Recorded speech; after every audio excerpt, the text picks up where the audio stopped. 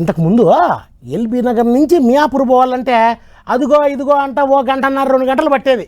Traffic ఉంటే ఇంకా time సంగతి చెప్పలేం. కానీ మెట్రో వచ్చినాక చాలా మందికి ఓ పెద్ద గండం తప్పింది. హాయిగా ఏసీలో కూర్చొని బ్రహ్మాండంగా 45 నిమిషాల్లో వెళ్ళిపోతున్నారు. అంత బ్రహ్మాండంగానే ఉంది. కానీ మెట్రో స్టేషన్ల దగ్గర బండ్లు పార్కింగ్ చేసే వాళ్ళే కొంత జాగ్రత్తగా ఉండాలా. ఎందుకంటే ఇదిగో ఎందుకు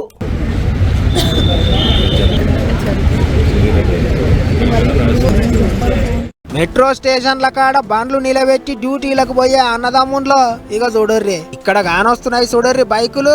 అవి అన్ని మెట్రో స్టేషన్ల కాడ పార్కింగ్ చేస్తే ఎత్తుకపోయిన బండ్లే. ఇక వీడే దొంగ. దినాలు తక్కువ అని పేరు రాయుడు చైతన్య సాయి కుమార్ అట. ఒకటి చాలదని 3 పేర్లు పెట్టుకున్నాడు చిడగత్తోడు. పొద్దుగాల లేస్తే మెట్రో స్టేషన్ల కాడ బండ్లు ఎత్తుకొని పోవుడేనట వీని పని. అట్లా ఇప్పటిదాకా 23 బండ్లు ఎత్తుకొని పోయిండట. దొంగతనం చేసిన బండ్లకు డూప్లికేట్ ఆర్సీలు తయారు చేసి గా బండ్లను ఆన్లైన్ లో బేరం పెడుతున్నాడట. ఎవరికి కావాలంటే వాళ్లకు 1000 రూపాయలకు అమ్ముతున్నాడట. మరిగా వీనికి ఏం పుట్టింది కావచ్చు.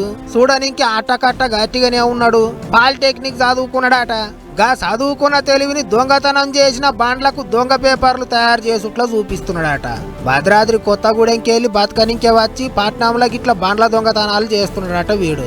మెట్రో స్టేషన్ల కాడ బండ్లు పోతున్నాయని ఊకే కంప్లైంట్లు పోతుంటే గట్టిగా నజరేసిరట పోలీసోళ్ళు. అట్లా ఇక ఓ కాడ బండ్లు చెకింగ్ చేస్తుంటే ఉప్పల్ పోలీసోళ్లకు గీ లట్టుపుట్టుగాడు దొరికిండట. పట్టుకపోయి పాత చరిత్ర మొత్తం దావితే గుట్టురాట అయింది. దొంగలను పట్టుకొని ఇంకే పోలీసోళ్ళు ఎంత టెక్నాలజీ వాడుకుంటారో దొంగతనాలు చేసి తప్పించుకోనికే దొంగలు కూడా గంతే టెక్నాలజీని వాడుకుంటుర్రట. ఎట్లయినా మెట్రో స్టేషన్ల కాడ బండ్లు పార్కింగ్ చేసి డ్యూటీలకు పోయేటోళ్ళు జర ఆలోచనలు చేసుకోండి. బందోబస్తు లేని జాగాల్లో బండ్లు నిలబెట్టకుర్రి.